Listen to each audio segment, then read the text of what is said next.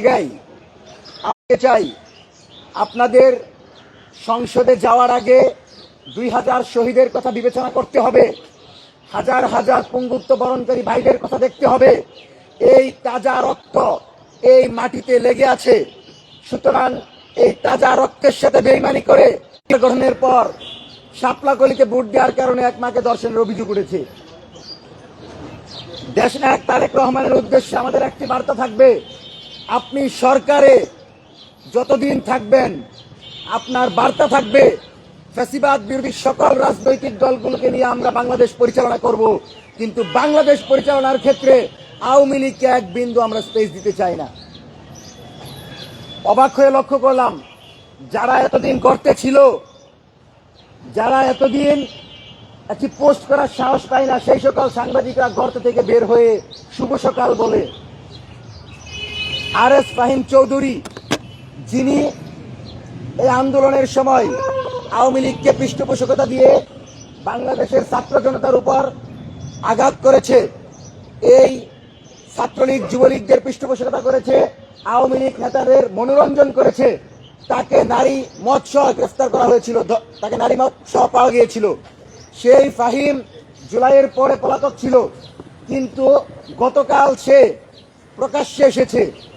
আমরা আমাদের জায়গা থেকে স্পষ্ট বলছি, এই সরকারকে অল্প সময়ের ভিতর, আমরা বলবো 24 ঘন্টার ভিতর আপনি এই আর এস ফাহিমকে গ্রেফতার করেন। পাশাপাশি আমরা দেখেছি আমাদের শহীদ মিনার, যেই শহীদ মিনার থেকে আমরা স্লোগান দিয়েছিলাম দিল্লি না ঢাকা, ঢাকা ঢাকা, সেই শহীদ মিনার থেকে আমরা স্লোগান দিয়েছিলাম দিল্লির গোলামীর দিন শেষ, স্বাধীন সার্বভৌম নয়া বাংলাদেশ, সেই শহীদ মিনারে আমরা দেখতে পেয়েছি শেখ হাসিনার নাম নিয়ে শ্রদ্ধাঞ্জলি দিয়েছে। 26শে মার্চ যদি তোরা আসস, দেখবি খেলা কাকে বলে। বাঁশের লাঠি তৈরি করে সরকার যদি তাদের বিরুদ্ধে পদক্ষেপ না নেয়, বাঁশের লাঠি তৈরি করে এদেরকে যেখানেই পাবো সেখানেই গণধুলাই দিয়ে এদেরকে আমরা কারাগারে নিক্ষেপ করব। 26শে মার্চ তাদেরকে আসার আহ্বান জানাচ্ছি। আমরা দেখবো তাদের কত সাহস। আর প্রশাসনকে বলবো, আওয়ামী লীগ পুনর্বাসন চেষ্টা করবেন না। হাজার হাজার চেকপোস্ট, আমি যাচ্ছি আমাকে বাধা দিচ্ছে বিভিন্ন জায়গায়, কিন্তু হাসিনার শ্রদ্ধাঞ্জলি নিয়ে বেদিতে পর্যন্ত পৌঁছে গেল, কিন্তু পুলিশের চোখে পড়ে নাই। এজন্য অন্তর্বর্তীকালীন সরকার থাকাকালীন যে পুলিশ সংস্কার হয় নাই, তারেক রহমানের নেতৃত্বে নতুন সরকার যেন অতি দ্রুত সময়ের ভিতর সে পুলিশ সংস্কার করে। আমরা বাংলাদেশের জনগণের প্রতিনিধি হিসাবে একটা কথা স্পষ্ট বলছি, আমাকে যদি হুমকিও দেন, মারার হুমকি দেন, আমাদেরকে যদি পরামর্শ দেওয়ার নামে কোনো দলের এজেন্ডা বাস্তবায়ন করতে বলেন, আমরা কিন্তু তার বিপরীতে চলবো। সুতরাং আমাদেরকে পরামর্শ দিতে আসবেন না, দয়া করে আওয়ামী লীগের বিরুদ্ধে পদক্ষেপ নেন। বাংলাদেশের কোন রাজনৈতিক দল যদি আওয়ামী লীগের পক্ষে গণতন্ত্রের দোহাই দিয়ে বয়ান তৈরি করে, সে রাজনৈতিক দলকে সন্ত্রাসী কর্মকাণ্ডের পৃষ্ঠপোষক মনে করে তার বিরুদ্ধে আমরা আন্দোলন করব। কিন্তু আগামীর বাংলাদেশে এক মুহূর্তের জন্য আওয়ামী লীগকে কোন স্পেস দিতে আমরা চাই না। এটা হচ্ছে আমাদের প্রথম কথা। দ্বিতীয় কথা হচ্ছে, এই সরকার আমাদের ভোটে নির্বাচিত সরকার। এই সরকারকে বৈধতা দিয়েছে স্বয়ং বিরোধী দল। সকল দল যখন বলেছে যে নির্বাচন সুষ্ঠু হয়েছে, তারা আন্দোলনে যাচ্ছে না, তখন এই সরকার শপথ নিয়েছে। সুতরাং এই সরকারের ম্যান্ডেট পূরণের জন্য আওয়ামী লীগের সমর্থন দরকার নাই। এই সরকারকে ক্ষমতায় রাখার জন্য ভারতের পরামর্শ দরকার নাই। আমরা সরকারকে ক্ষমতায় বসিয়েছি।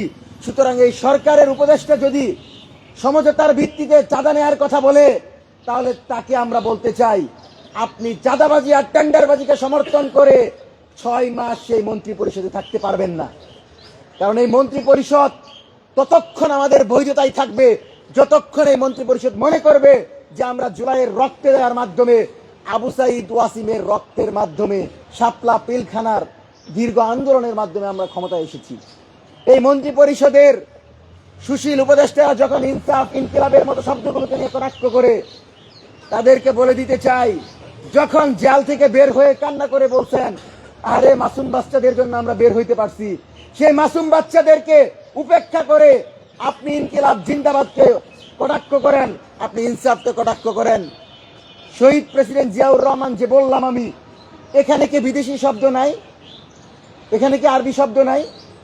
তাহলে আমরা যদি কোনো ভাষাকে উপেক্ষা করতে গিয়ে আমার জনগণের বিরাট একটা অংশ যেটা বিপ্লবকে ধারণ করে জুলাই বিপ্লবকে উপেক্ষা করি, তাহলে আমরা তো আওয়ামী লীগের বয়ানে কথা বলছি, যে আওয়ামী লীগ প্রত্যেকটা পোস্টে ইনকিলাব জিন্দাবাদকে কটাক্ষ করে, যে আওয়ামী লীগ জুলাই বিপ্লবকে কটাক্ষ করে, সে আওয়ামী লীগের ভাষায় একজন উপদেষ্টা বললেন যে এটা নাকি তার টিচার হিসাবে ব্যর্থতা।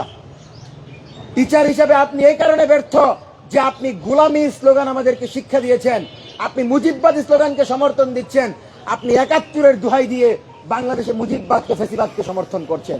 সুতরাং এই উপদেষ্টা যিনি বলেছেন ইনসাফ, যে মন্ত্রী যিনি বলেছেন ইনসাফ এবং ইনকিলাব আমাদের ভাষা না, আমাদের স্পিরিট না, আমরা ঘৃণা করে তা প্রত্যাখ্যান করছি।